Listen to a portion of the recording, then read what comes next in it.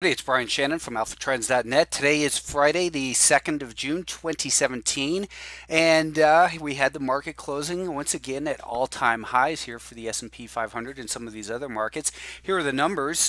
Month to date, we are up 1.13%. That's just 2 days, of course, but these year-to-date numbers are just starting to really look phenomenal. And as a consumer of oil, it's nice to see that that continues to decline. So we are in a bull market, of course. There are areas that are weaker than others, but we did finally see that the biotechs are starting to catch up here a little bit this week, and the Russell 2000 is starting at least to participate on the upside. It didn't really outperform a lot, but it is showing some signs of encouraging signs. That is, the S&P 500, again, it's at an all-time high. People who get short on the pullback should only be doing so for day trades. Personally, that's not something I'm interested in, so my bias will continue to be higher as long as the market gives us the cues that it is in an uptrend. And we've broken some important resistance here. That resistance was tested and held as support. Now going forward from, probably for the next few weeks, I think that as long as we remain above 240, then the path of least resistance remains higher. If we break down to that level and it fails, then we would take a more cautious stance. But I think any pullback from here should be considered a pullback within an intermediate term uptrend. We started out the week with a little bit of weakness here as we got below the 5-day moving average, but as always, it's the direction of that moving average that's more important, and all that does is put us in a very cautious little mode. But we quickly got back above the volume weighted average price from this gap here, so that's going from these days, and once it did so, the buyers were clearly back in control, and this ended up being yet another bear trap that caught short sellers and had other people whose stops were hit scramble to get back in. So the path of least resistance remains higher. To fight it is a fool's errand. I've been saying this for a while, and the same is true, of course, for the NASDAQ. Where's the price target here? Well, I'm not looking at price targets. I'm looking at upside and managing risk. Right now, I think our bigger level is probably down at 136, but from this week it's important, I think, that this 140 and a half-ish level will continue to hold into next week. Anything any pullback down towards that should be considered, as I said with the S&P, a pullback within a primary uptrend. The Russell 2000, I had sketched this out as a scenario I was looking for midday for subscribers to Alpha Trends in the midday video. Basically, what we're looking for in the Russell 2000 is we're still within this big range. We've been talking about this really ad nauseum because it's been in here for 7 months now, and we came down and tested the low end of the range and bounced significantly higher 2 days ago. Now here we are at the top end of the range. We broke this little band of what had been resistance, and now looking at this from a daily chart right here, which we see now down to an intermediate term time frame, each candle here being 30 minutes, and that's a 5-day moving average, 65 periods, but represents 5 days.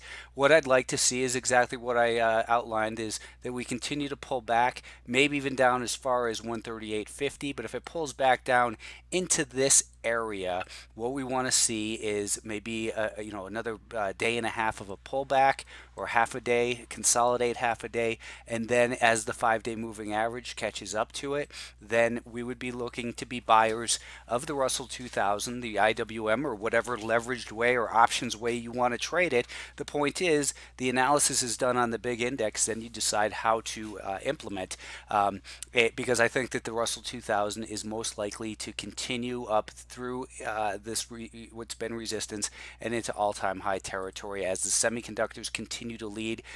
They are just showing incredible strength. It's up too much, it's extended, all that stuff. That's just talk. It doesn't mean anything. The only thing that matters is that prices continue to move higher, and they're doing so in an orderly way where we see higher highs and higher lows and rising moving averages. So fight it, argue it, whatever you want. The market isn't about about academic discussions. It's about making money. That's why I don't engage in those discussions. I don't care if it's up too much or if it's extended or if it's overvalued. As long as we hold key levels of support, that's what I'm going to continue to base my analysis and how I advise others to do, is to stay long in an environment where the path of least resistance is higher. To do otherwise is just foolish. The biotechs made some good ground here this week. They had broken down below that key band of support that we'd spoken about. And let me take a look at a different chart here that's a little bit cleaner. This is a daily chart with no studies on it, so let's just clear all that out. And what we were talking about was that the year-to-date volume-weighted average price had been holding a support but tested more frequently. It finally gave way and pulled back down. Now, if you listen to what I said last week and in the midweek video, I suspected that it would be a shakeout that came down to the volume-weighted average price from the election low, the low right next to the election. That's exactly where we found the buyers, and it was a strong move higher from there. So from this failed breakdown, what we have is a fast move higher. This is a failed breakdown. It no doubt got short sellers involved. Other people got stopped out of their longs. As the stock, the biotechs rallied, shorts decided to cover. The people who threw their stock away chase, and there's a lack of supply available, which is why you get fast moves from failed moves. Now let's look at this on a 30-minute time frame. Here's our bear trap, and what I'll be looking for in this would be a pullback. Let's just erase all that. A pullback somewhere maybe down in towards this level, maybe it goes sideways and something like this. But I think that you have to start looking at these biotechs as a potential long candidate. Once again, they are, on the daily time frame, still a little bit of a mess. So a pullback that would consolidate above these moving averages and at about 292, 293, I think we would be looking for an opportunity for, if it does rally I expect it would rally perhaps up to here and then begin its pullback, create a higher low, and then from there we would want to be a buyer of strength on such strength if we saw it. So it's still early, unless you're of course a very short-term trader. I do expect that we will have better opportunities to buy these biotechs, and I will be keeping a very close eye on those. The bonds continue to do what they're supposed to do, and by that I mean I've been outlining on the StockTwits. I've been showing this chart, which shows the volume weighted average price from this gap lower and all these key levels, and it might look random, but realistically what I'm just trying to do is to say, from this event, what's the average price? What about from that low or that peak? Who's in control from each of these levels? Well, when we have the volume weighted average price levels below that price action, it tells us the buyers are in control. And 2 weeks ago I said it needed to clear this level to confirm the buyers were in control, and this market continues to do what it's supposed to do, which is to rally because we're above those levels.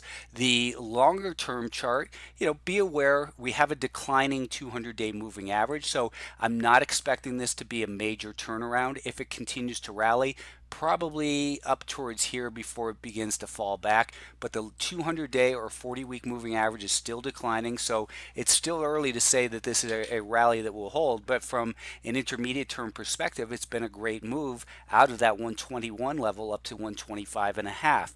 The financials, the XLF, let's talk about those because they've been a laggard in this market, and it's very obvious in here that we have this head and shoulders pattern: shoulder, head, shoulder. We've also got a declining 50-day moving average. We've also got a market that's below the year-to-date volume weighted average price. That's this purple line.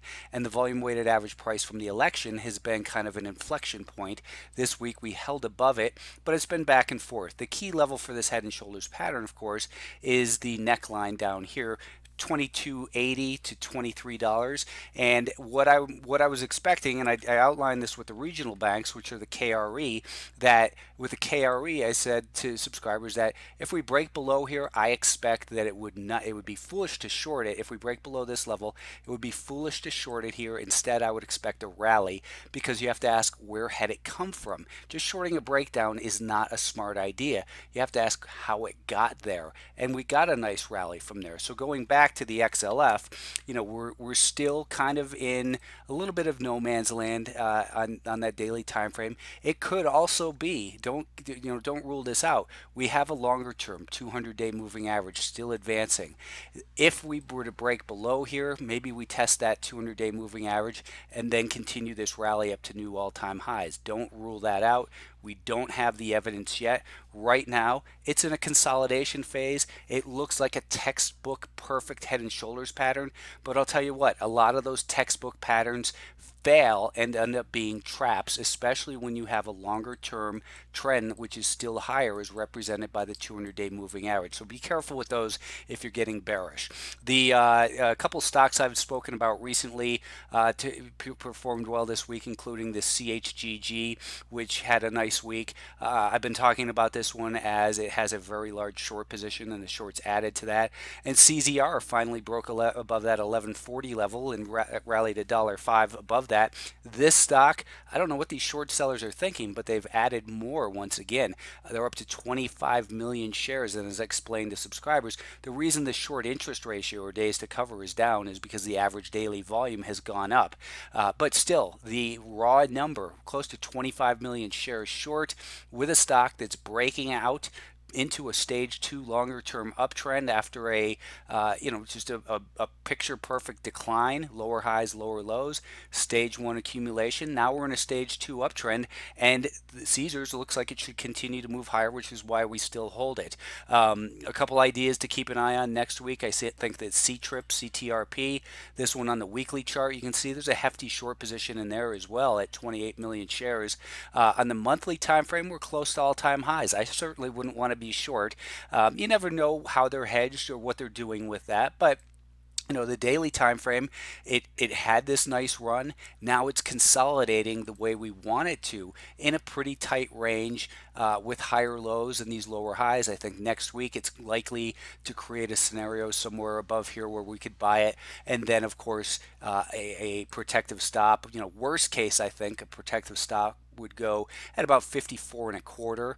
Most likely I would have a stop probably under like this low right here. But again, it's not about how I would trade it. It's about what you do with the information and how you can translate that into making money in your account. No one trades the same. No one should trade the same. Make the trade your own, regardless of where you find the idea. Monster Beverage is another one that looks like it's got room to run. It spent pretty much 2 years doing a whole bunch of nothing in here, just grinding back and forth. We've broken some resistance here. We're above all those longer term moving averages. And then on the daily time frame, we've had a nice run in here, but now it's consolidated in a pretty tight range. This is another one to keep an eye on for potential upside.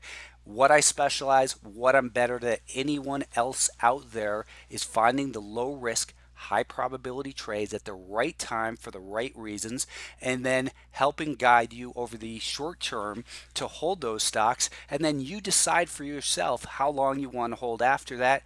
That's why I have webinars. That's why I have a chat room for people to ask and say, hey, Brian, I'm looking at holding Caesars for a much longer period of time. I might tell you that your stop should go under here, and then ask me again in a month and a half. Maybe your stop will be at 12 or perhaps higher. Either way, have a great weekend, and hope you had a good week of trading.